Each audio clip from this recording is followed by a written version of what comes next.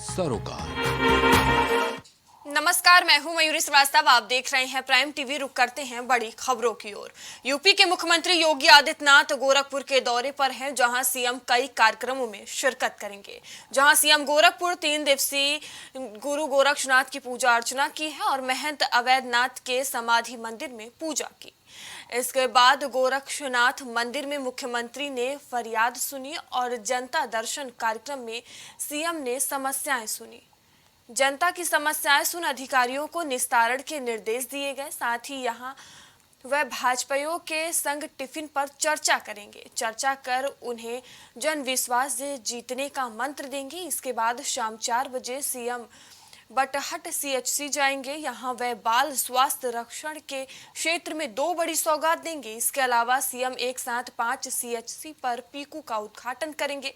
इसके बाद रात्रि विश्राम गोरखनाथ मंदिर में करेंगे। 5 जून को सीएम गोरखपुर क्लब जाएंगे। यहां वह पीएम स्वनिधि जागरूकता अभियान का शुभारंभ करेंगे। बता दें, 3 दिवसीय दौरे पर हैं सीएम योगी आदित्यनाथ। गोरखपुर के दौरे पर हैं, जहां वो तमाम कार्यक्रमों में हिस्सा लेंगे। वहीं बता दें कि 2024 के चुनाव को देखते हुए टिफिन पर चर्चा भी करेंगे। बता दें कि अभी सीएम योगी ने पूजा अर्चना की है गोरक्षनाथ मंदिर में। इसके बाद वो तमाम कार्यक्रमों में शिरकत करेंगे। गोरखपुर के 3 दिवसीय दौरे पर हैं सीएम योगी आदित्यनाथ, जहां आज उनके तमाम कार्यक्रम हैं और कार्यक्रम को देखते हुए व्यवस्थाएं भी की गई हैं। वहीं आपको बता दें कि जनता की समस्याएं भी सीएम योगी ने सुनी। साथ ही यहां वह भाजपाइयों के साथ टिफिन पर चर्चा भी करेंगे। और इस खबर पर अधिक जानकारी के साथ हमारे संवाददाता विवेक हमसे जुड़ चुके हैं। विवेक, सीएम योगी आदित्यनाथ गोरखपुर दौरे पर हैं, आज क्या कुछ उनके कार्यक्रम हैं? देखिए बुरी, जिस तरीके से बात की जाए तो कल मुख्यमंत्री योगी आदित्यनाथ काशी दौरे पे थे और आज अपने जो कार्यक्षेत्र है गोरखपुर से, जहां उन्होंने अपनी शुरुआत की, अपनी राजनीतिक करियर की शुरुआत की, वहां से वहां ये दौरा है और 1 दिवसीय गोरखपुर दौरा है। आज 4 जून को मुख्यमंत्री गोरखपुर पहुंचे हैं।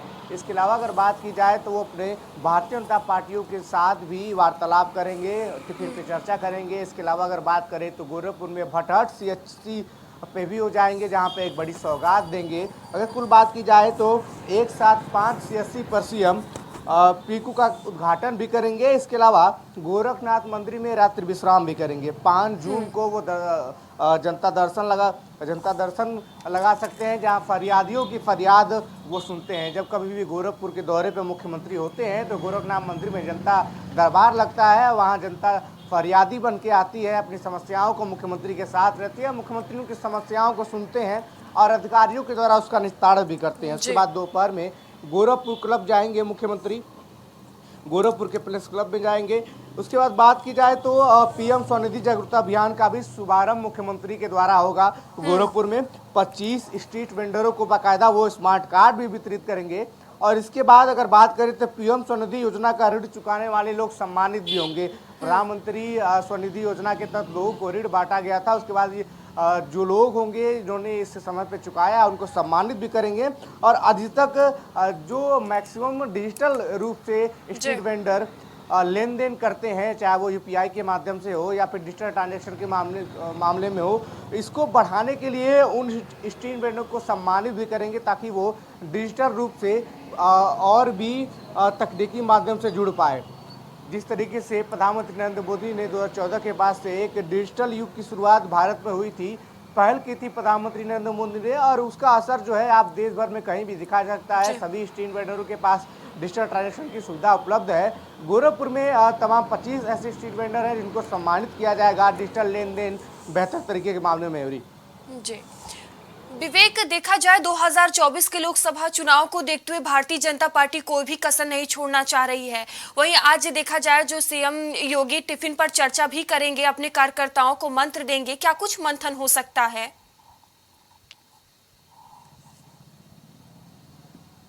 देखिए, जिस तरीके से अगर बात की जाए तो लोकसभा चुनाव के लिए तैयारियां अब जोरों शोरों से है, चाहे वो भारतीय जनता पार्टी हो या समाजवादी पार्टी हो, सभी जो है अपनी तैयारियां वो और चुनावी रणनीति के हिसाब से करती हुई देखी जा सकती है। ऐसे में भारतीय जनता पार्टी के उत्तर प्रदेश के मुख्यमंत्री जिस तरीके से लगातार, इससे पहले वो काशी के दौरे पे थे, वहाँ भी अपने कार्यकर्ताओं को संबोधित किया, आज गोरखपुर के दौरे पर हैं, वहाँ भी अपने कार्यकर्ताओं से मिलेंगे, टिफिन पर चर्चा करेंगे।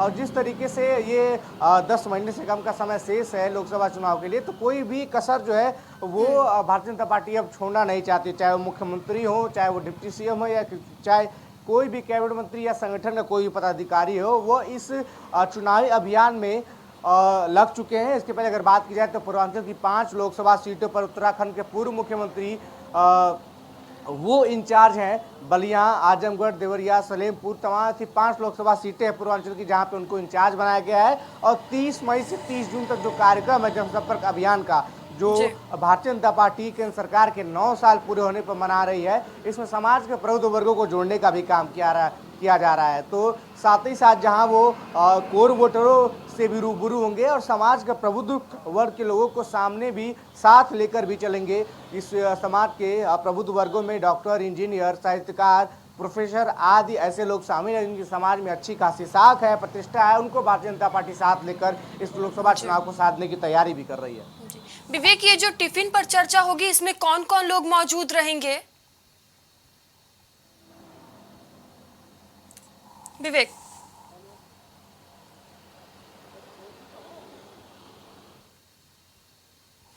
विवेक से संपर्क टूट गया है हमारा। बता दें कि कई कार्यक्रमों में सीएम योगी आदित्यनाथ आज शिरकत करेंगे। गोरखपुर दौरे पर सीएम योगी आदित्यनाथ हैं।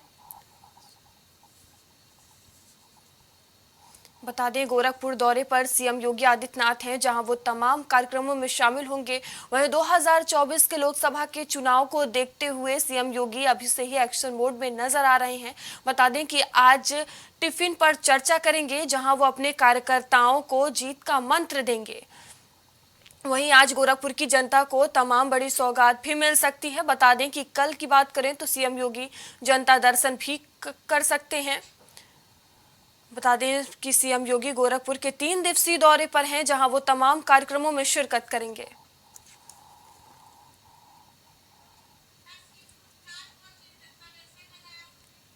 बता दें कि सीएम योगी आज गोरखपुर पहुंचे, जहां उन्होंने गोरक्षनाथ मंदिर में पूजा पाठ की, जनता की समस्याओं को सुना और समस्याओं को देखते हुए अधिकारियों को दिशा निर्देश भी दिए। वहीं बता दें कि अभी तमाम कार्यक्रमों में सीएम योगी आदित्यनाथ शामिल होंगे। वहीं गोरखपुर की जनता को तमाम बड़ी सौगात भी मिलने जा रहे हैं। और एक बार फिर से हमारे संवाददाता विवेक हमसे जुड़ चुके हैं। विवेक, ये जो टिफिन पर आज चर्चा करेंगे सीएम योगी आदित्यनाथ, इसमें कौन कौन लोग मौजूद रहेंगे? देखिए, अगर बात की जाए तो इसमें भारतीय जनता पार्टी के क्षेत्रीय अध्यक्ष उपस्थित रहेंगे। भारतीय जनता पार्टी के लोग जो वहाँ के गोरखपुर के कार्यकर्ता हैं, वहाँ के संगठन के लोग वहाँ पे उपस्थित रहेंगे। और जिस तरीके से ये गढ़ माना जाता है योगी आदित्यनाथ का, जहाँ से पिछले विधानसभा चुनाव के सभी विधानसभा सीटें जो हैं वो भारतीय जनता पार्टी को दिलाई थी मुख्यमंत्री योगी आदित्यनाथ ने अपने नेतृत्व में। तो ऐसे में यहाँ भारतीय जनता पार्टी के कार्यकर्ता, भारतीय जनता पार्टी के गोरखपुर के क्षेत्रीय अध्यक्ष यहाँ उपस्थित रहेंगे। और तमाम ऐसे कार्यकर्ता जो भारतीय जनता पार्टी के लिए जी जान से जुड़े हुए हैं, ऐसे लोग मुख्यमंत्री से मिलेंगे, टिफिन पर चर्चा होगी और लोकसभा चुनाव के लिए बूथ स्तर पर रणनीति बनेगी। हम जानते हैं कि भारतीय जनता पार्टी किस तरीके से चुनाव की तैयारियों में लगी रहती है, एक्शन मोड में लगी रहती है। जब चुनाव आता है तो हमेशा चुनावी मोड में भारतीय जनता पार्टी का संगठन काम भी करता है। उस लिहाज से देखा जाए तो 8 से 10 महीने शेष लोकसभा चुनाव में है, जिसकी तैयारियां पूरी कर ली गई है। अगर बात की जाए तो उत्तराखंड के पूर्व मुख्यमंत्री को पूर्वांचल के 5 लोकसभा सीटों का इंचार्ज भी बनाया गया है, जो 30 मई से 30 जून तक जनसंपर्क अभियान चल रहा है। उसमें ये 1 महीना इन 5 लोकसभा सीटों पर देंगे और तमाम लोगों से जनसंपर्क करेंगे, केंद्र सरकार की नीतियों को बताएंगे, राज्य सरकार की नीतियों को गिनाएंगे और ये नीतियाँ कैसे लाभार्थियों के लिए जरूरी साबित हुई, कैसे जनता के लिए कारगर सिद्ध हुई, उनके बारे में बात होगी।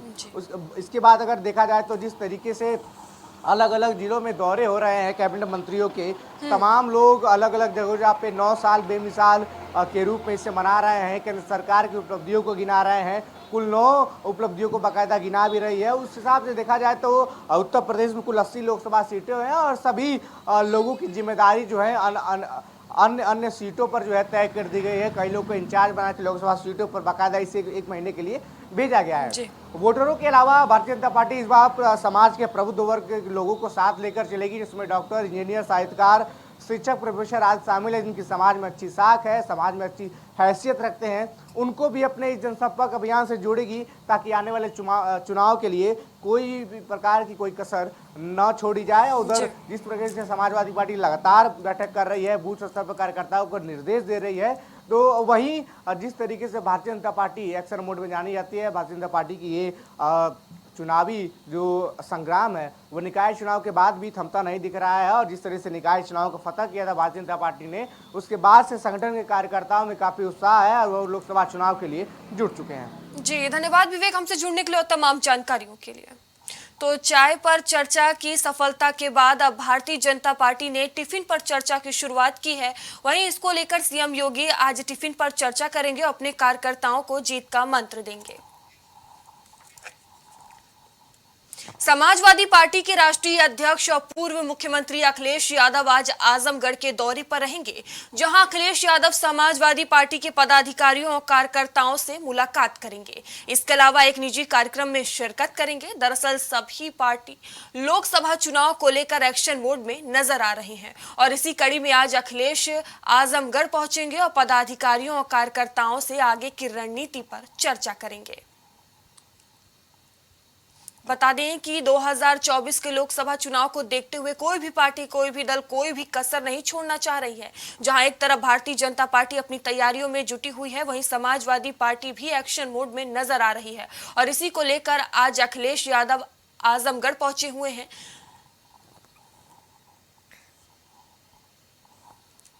बता दें पार्टी पदाधिकारियों से मुलाकात करेंगे और 2024 के चुनाव को देखते हुए मंथन भी करेंगे। और इस खबर पर अधिक जानकारी के साथ हमारे संवाददाता रितेश श्रीवास्तव हमसे जुड़ चुके हैं। रितेश, अखिलेश यादव आजमगढ़ के दौरे पर रहेंगे, क्या कुछ उनका कार्यक्रम होगा, क्या कुछ पूरा शेड्यूल? अखिलेश यादव आज आजमगढ़ में पहुंच रहे हैं क्योंकि वहां पर एक शादी समारोह है। उस शादी समारोह में जो वर वधू है उनको आशीर्वाद देने पहुंच रहे हैं। बताया जा रहा है कि जिस समारोह में वो पहुंच रहे हैं उनकी शादी कुछ दिन पहले हुई थी और पहुंच नहीं पाए थे। कोर्ट मैरिज के जरिए शादी हुई थी। ग्राम बैठौली आजमगढ़ में है, वहां पर वैवाहिक समारोह था। उसमें बाद जो पहुंच रहे हैं उसके बाद वहां पर जो प्रोफेसर है वो प्रोफेसर के घर में शादी समारोह में पहुंच के वर वधू को आशीर्वाद देंगे। उसके बाद पार्टी के सभी जो कार्यकर्ता है उनके साथ बैठ करके और आगे 2024 की रणनीति तय करेंगे। फिलहाल ये माना जा रहा है कि अखिलेश यादव अभी हाल में हुए नगर निकाय के चुनाव में किसी जनपदों का दौरा नहीं किया था उन्होंने। जो उनके निकाय चुनाव के जो प्रत्याशी थे, मेयर के जो प्रत्याशी थे, वो काफी प्रत्याशियों के पास उन्होंने चुनावी दौरा नहीं किया था। लेकिन उसके बावजूद वो 2024 में 80 लोकसभा सीटों को अपने कब्जे में करने में लगे हुए हैं, जिसके लिए अखिलेश यादव ने एक अपना मास्टर प्लान भी तैयार किया है। उस मास्टर प्लान के तहत ये जानकारी मिल रही है कि जून में 5 या 6 तारीख से स्कूल में प्रशिक्षण शिविर का आयोजन किया जाएगा। और ये जो प्रशिक्षण शिविर लगाया जा रहा है ये लखीमपुर से इसकी शुरुआत करने की बात कही जा रही है। छोटे से बड़े जो कार्यकर्ता होंगे, जो मंडल स्तर के कार्यकर्ता होंगे या जिला स्तर के कार्यकर्ता होंगे, वो समाजवादी पार्टी के कार्यकर्ताओं को बूथ स्तर से लेकर के बूथ मैनेजमेंट और लोकसभा चुनाव में जो वोटर लिस्ट में मतदाता सूची में नाम हटाने व बढ़ाने को लेकर के समस्याएं उत्पन्न हो चुकी है, इसको लेकर के प्रशिक्षित किया जाएगा। इसकी निगरानी मुख्यमंत्री अखिलेश यादव खुद करेंगे। जो बात आ रही है जी रितेश, 2024 चुनाव के मद्देनजर अखिलेश यादव इन दिनों अचानक किसी भी गांव में और बिना किसी सूचना के लोगों के घर पहुंच रहे हैं। सियासत के जानकारों की माने तो कुछ इसी अंदाज में नेताजी मुलायम सिंह यादव लोगों के घर पहुंच जाते तो क्या माना जाए, अखिलेश यादव मुलायम सिंह के रास्ते पर चल रहे हैं?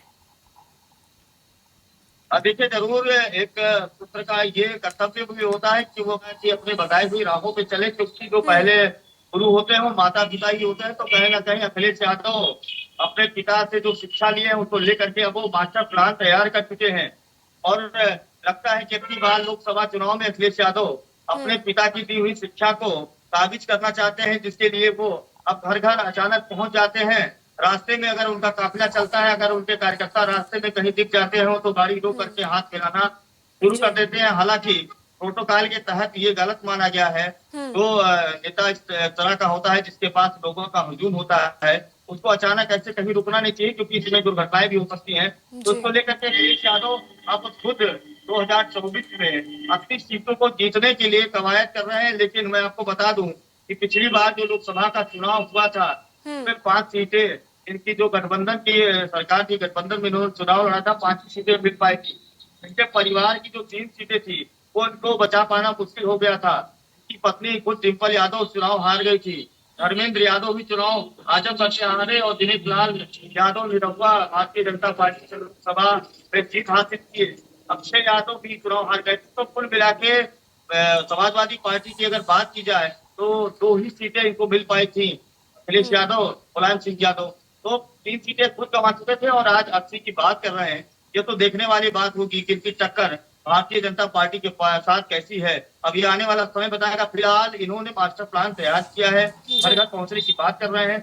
और खास बात इन्होंने ये भी कही है मयूरी कि जितने कार्यकर्ता हैं वो सोशल मीडिया पर बचे, धार्मिक और सांप्रदायिक बातों को ना करें, किसी प्रकार की अवैध टिप्पणी ना करें, या जो भी उनके कार्यकर्ता हैं इस तरीके से संलिप्त पाए जाते हैं तो पार्टी विरोधी नीतियों के तहत उनके खिलाफ कार्यवाही, अनुशासनात्मक कार्यवाही भी की जाएगी।